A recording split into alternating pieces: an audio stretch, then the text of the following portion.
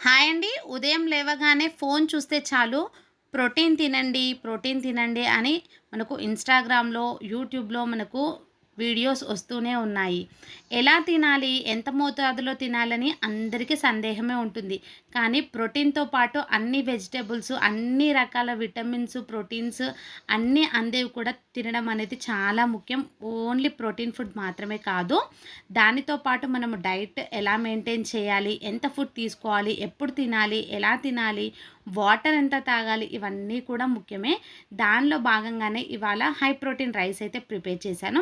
చాలా సింపుల్‌గా చేసేసుకోవచ్చు. 10 మినిట్స్‌లో క్విక్‌గా అయిపోతుంది. కర్రీతో పని లేకుండా ఇలా మనం ఈ రైస్‌ని ప్రిపేర్ చేసుకుంటే చాలా సింపుల్‌గా ప్రిపేర్ అయిపోతుంది. దానికోసం మీల్ మేకర్‌ని ముందుగా వేడి నీళ్ళలో వేసి సోక్ చేసి పక్కన పెట్టుకోవాలి ఒక 10 నిమిషాల పాటు. తర్వాత ఒక ప్యాన్ తీసుకొని అందులో కొద్దిగా ఆయిల్‌ని కానీ, నెయ్యిని కానీ అది మీ చాయిస్ అండి. ఆయిల్ అయితే వేసుకున్నాను. ఇక్కడ నేను చేసే రైస్ అనేది 1 పర్సన్‌కి సరిపోతుంది.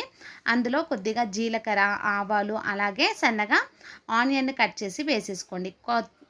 కాస్త వేగిన తర్వాత జీడిపప్పు, పచ్చిమిర్చిని కూడా యాడ్ చేసేసుకొని ఒక అర నిమిషం పాటు ఆయిల్‌లో ఫ్రై చేసుకోవాలి. తర్వాత మీకు నచ్చిన వెజ్జీస్‌ని యాడ్ చేసుకోండి. నేనైతే ఇక్కడ గ్రీన్ పీస్‌ని అలాగే క్యారెట్‌ని కూడా సన్నగా కట్ చేసి వేసేసుకున్నాను. కొద్దిగా పసుపు అలాగే చిన్నగా కట్ చేసి పెట్టుకున్న టొమాటోని కూడా యాడ్ చేసేసుకోండి. ఇలా అంతా కూడా మనము మిక్స్ చేసేసుకోవాలి.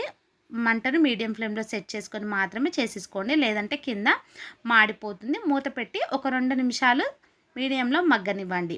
తర్వాత ఒక 2 నిమిషాల తర్వాత మరొకసారి మిక్స్ చేసి కొద్దిగా అల్లం వెల్లుల్లి పేస్ట్‌ని కూడా యాడ్ చేసుకోండి. టేస్ట్ అనేది బావుంటుంది. ఇలా మధ్య మధ్యలో మూతను పెట్టి ఒక 4, 5 నిమిషాలు మనము మీడియం ఫ్లేమ్‌లో మగ్గిస్తే చాలండి. వాటర్ ఏమీ యాడ్ చేయాల్సిన అవసరం లేదు. ముక్కలన్నీ సాఫ్ట్‌గా మగ్గిపోతాయి. తర్వాత మనము వాటర్‌లో సోక్ చేసి పెట్టుకున్న సోయా చంక్స్‌ని వాటర్ అంతా తీసేసి, పిండేసి ఇందులోకి యాడ్ చేసేసుకోండి. అలాగే మీకు నచ్చిన మసాలాను గరం మసాలా, అలాగే ధనియాల పొడి, కారం, ఉప్పు అన్నీ కూడా ఈ టైంలోనే యాడ్ చేసేసుకోండి. యాడ్ చేసుకున్న తర్వాత ఒక్కసారి అంతా కూడా మసాలాలు ముక్కలకు పట్టే విధంగా మిక్స్ చేసి మూత పెట్టి ఒక్క నిమిషం పాటు మాత్రమే మీడియం ఫ్లేమ్‌లో మగ్గనివ్వండి.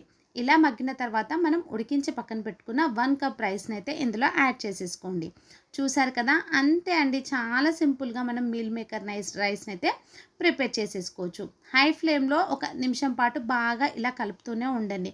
మనం వేసుకున్న మసాలా ముక్కలు అంతా కూడా మనం రైస్‌కి అంతా కూడా కోట్ అయ్యే విధంగా ఇలా మిక్స్ చేసుకొని మూత పెట్టి మరొక నిమిషం పాటు సిమ్‌లో ఉడికిస్తే సరిపోతుందండి. వేడి వేడిగా మిల్ మేకర్ రైస్ అనేది రెడీ అయిపోతుంది.